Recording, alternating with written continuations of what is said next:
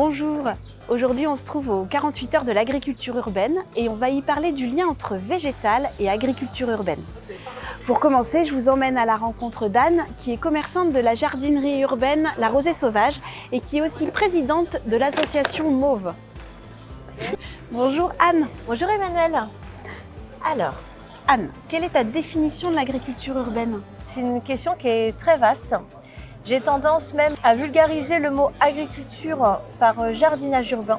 Je trouve que le mot jardinage a un côté plus universel et le mot agriculture a un côté beaucoup plus technique, technologique et beaucoup plus éloigné de monsieur, madame, tout le monde. Il y a plusieurs questions autour du jardinage urbain. C'est comment je commence, comment je m'y prends, mes semis, tout ça. Donc on peut vite basculer dans quelque chose de technique alors que c'est très simple, très accessible. Et puis il y a la question de l'eau, je pars en vacances, qu'est-ce que ça va devenir? Tout à fait. Donc il y a ces deux questions-là qui sont un peu centrales dans le jardinage urbain ou l'agriculture urbaine. Et puis ça a un côté aussi de lien social, c'est fédérateur, on partage, on échange avec son voisin des graines, des plants, de plaisir de déguster ce qu'on a produit, ces tomates cerises, ces aromates.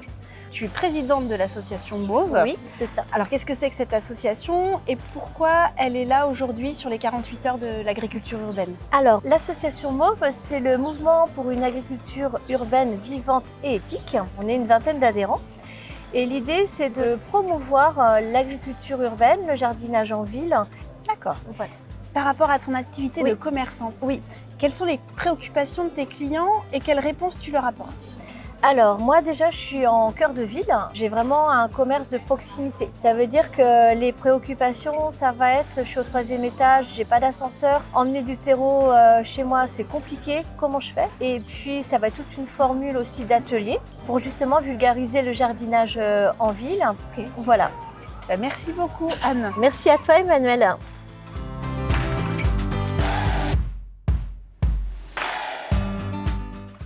Nous allons maintenant à la rencontre d'Eddy, qui est paysagiste jardinier à vélo, cofondateur de la coopérative Cycle.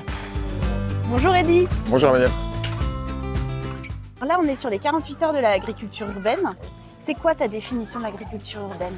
Donc on peut dire globalement qu'on peut scinder l'agriculture urbaine professionnelle, où des gens vont produire des légumes plutôt en milieu urbain ou périurbain. Et puis l'agriculture urbaine plutôt servicielle, où ça va être plutôt...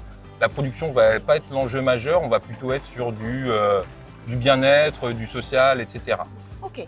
Et alors justement, par rapport à cet événement des 48 heures de l'agriculture urbaine, pourquoi faire cet événement et c'est quoi l'ambition?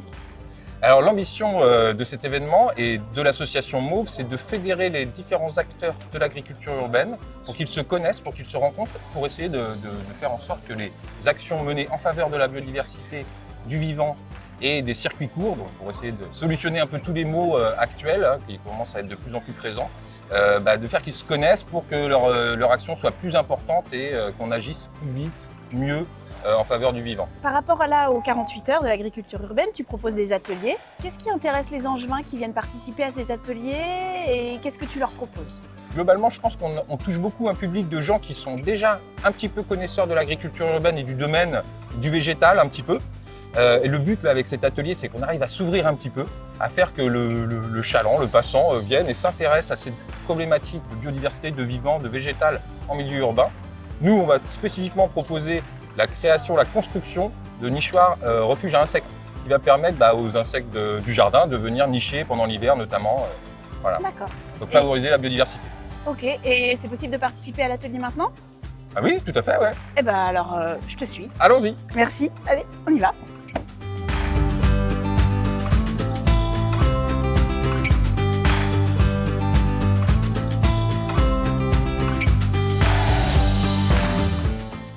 Et maintenant, je vous emmène à la rencontre des Angevins pour savoir ce qu'ils pensent des 48 heures de l'agriculture urbaine. Bonjour Dora. Bonjour. Est-ce que vous vous considérez comme une jardinière urbaine? Alors, jardinière, c'est plutôt mon mari qui jardine le plus, avec les enfants d'ailleurs, qui font plein de bonnes choses. qui se mange dans le jardin. Voilà. Est-ce que vous êtes sensible à l'argument du circuit court Oui. quand vous consommez? Oui, on aime bien, ouais, tout à fait. Après, on essaye d'aller directement vers les producteurs dans la mesure du possible. On a été à la MAP souvent. Oui. On avait donc les légumes frais surprise toutes les semaines. Donc ça, c'était sympa. Eh ben, merci beaucoup. C'est moi, avec plaisir. Merci. Bonjour Hervé. Enchanté. Merci d'avoir accepté de répondre à mes Avec questions. plaisir. Est-ce que vous vous considérez comme un jardinier urbain? Le contact du végétal, c'est mon quotidien. C'est une nécessité en termes d'équilibre. Et puis quand on se projette dans le lointain, au niveau de la société, on a bien l'idée que le végétal lui permette de s'exprimer au mieux. C'est considérer l'avenir comme le plus probable et le plus heureux pour chacun. Ben, merci beaucoup Avec Hervé. plaisir.